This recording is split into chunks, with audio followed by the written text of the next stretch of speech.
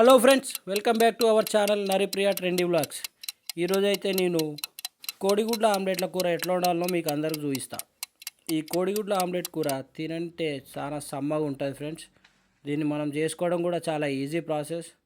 దీనికి మనకు కావాల్సిన పదార్థాలు వచ్చేసి ఒక 5 కోడిగుడ్లు, ఒక 2 పెద్ద సైజు ఉల్లిగడ్డలు, ఒక క్యాప్సికమ్, ఒక 4 పెద్ద టమాటాలు, దాంతోపాటు 2 పచ్చిమిరపకాయలు, ఇంత కరివేపాకు,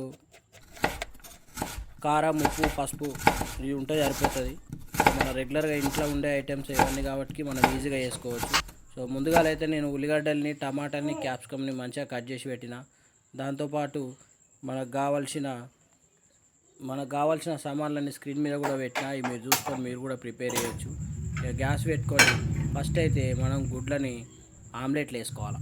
ఈ ఆమ్లెట్లు వేసుకోవడం కూడా చాలా ఈజీ. 1 టేబుల్ స్పూను నూనె పోసుకొని నూనె కాగినాక దాంట్లో గుడ్డు కొట్టి వేయాలి డైరెక్ట్. గుడ్డు కొట్టి పోసినాక దీని మీద ఒక చిటికెడు ఉప్పు, ఒక చిటికెడు కారం, ఒక చిటికెడు ధనియాల పొడి దంచుకోవాలి. ఇది దంచుకొని ఈ గుడ్డు ఎర్రగా వేగినాక దీన్ని ఉల్టా తిప్పుకోవాలి. నేను మాత్రం ఇట్లా ఒక 5 కోడిగుడ్లను తీసుకొని ఇట్లా మంచిగా ఎర్రగా వేయించుకొని సపరేట్ ఒక గిన్నెలో పెట్టుకోవాలి. సో ఈ గుడ్ ఆమ్లెట్ అనేది చాలా మంచిగా ఉంటుంది. మీరు ఒకసారి తిని చూడండి, వండుకొని కూడా చూడు. సో ఇప్పుడు ఇట్లా మంచిగా ఎర్రగా వేగినాక గుడ్లని సపరేట్ ఒక ప్లేట్లో తీసుకోవాలా. ఇప్పుడు మనం కర్రీలోకి వెళ్ళిపోదాం. ఇక ఈ కర్రీకి కావాల్సింది ఒక గిన్నె పెట్టుకున్నా. ఆ గిన్నె పెట్టుకొని దీంట్లో ఆయిల్ పోసుకోవాలి. ఈ ఆయిల్లోనే ఒక స్పూన్ జీలకర్ర దంచిన. జీలకర్ర వేసినాక దీంట్లో ఇందాక మనం పొడుగుగా పోసుకున్న పచ్చిమిర్చి ఒక 2, దాంతోపాటు ఇంత కరివేపాకు వేసుకోవాలి. ఈ కరివేపాకు వేసుకున్నాక ఇందాక సన్నగా కోసి పెట్టిన ఉల్లిగడ్డలు ఉన్నాయి కదా, సో అవి కూడా యాడ్ చేసుకొని ఇవన్నీ మంచిగా కలుపుకోవాలి. ఇప్పుడు ఈ ఉల్లిగడ్డ అంతా పచ్చివాసన పోయేదాకా ఉంచి ఉల్లిగడ్డ ఎర్ర కాగానే 1 టేబుల్ స్పూను అల్లం వెల్లిగడ్డ పేస్ట్ వేసుకోవాలి. ఇక అల్లం వెల్లిగడ్డ పేస్ట్తో పాటు ఇంత పసుపు చల్లుకొని ఇదంతా మంచిగా కలుపుకోవాలి. ఇక ఇది పసుపు అంతా కలిపినాక ఇప్పుడు ఇందాక సన్నగా కోసిన టమాటాలు ఉన్నాయి కదా, ఆ 4 టమాటాలు కూడా దీంట్లో వేసుకొని కలిపి పెట్టుకోవాలి. ఇక చూడండి, ఇప్పుడు మంచిగా బ్రౌన్ కలర్ అయింది, పచ్చివాసన కూడా పోయింది.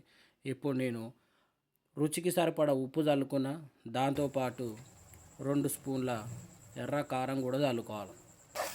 ఈ కారం, ఉప్పు మొత్తం మంచిగా కలుపుకొని దండిగా ఈ నూనెలో మంచిగా కలుపుకున్నాక ఇప్పుడు మూత పెట్టుకొని ఒక 5 నిమిషాలు ఉడకబెట్టుకోవాలి. తర్వాత మూత తీసి దీంట్లో 1 గ్లాసు వాటర్ వేసుకొని ఇలాక మనం ఎర్ర కాల్చి పెట్టుకున్న ఆమ్లెట్లు ఉన్నాయి కదా, అట్లా ముక్కలు లెక్క వేసుకోవాలన్నమాట.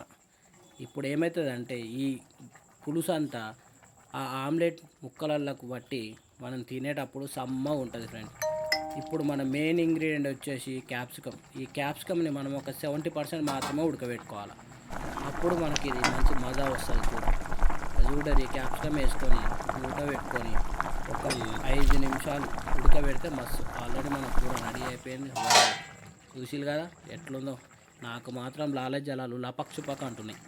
సో ఇప్పుడు ఇంత కోడిగుడ్డు మసాలా చల్లుకొని దీంట్లోకి అలాగే ఇంత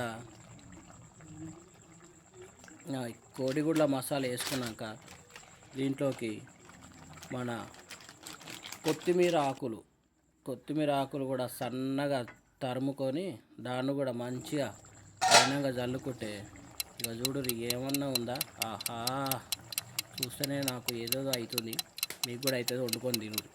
సో ఇప్పుడు దీన్ని మంచిగా మనం వేడి అన్నం వేసుకొని టేస్ట్ అయితే చూద్దాం. గ్యాస్ ఆపేసి ఇక అన్నం అయితే రెడీగా ఉంది. దాంట్లోకి ఇప్పుడు మనం ఈ ఆమ్లెట్ల కూర వేసుకొని తిని చూద్దాం టేస్ట్ ఎట్లా వచ్చిందని. సో నేనైతే ఒక 3 ఆమ్లెట్లు వేసుకున్నా, గ్రేవీ వేసుకొని ఇక ఒక్క ముద్ద తింటే అబ్బా, లాలాజలాలు మాత్రం కొట్లాడుతున్నాయి ఫ్రెండ్స్. మీరు కూడా క్యాప్సికమ్ కూడా 70% ఉడికిందనుకో మంచి క్రంచీగా ఉంటుంది, మజా వస్తుంది.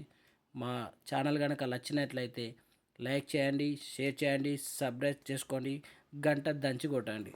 Thank you friends.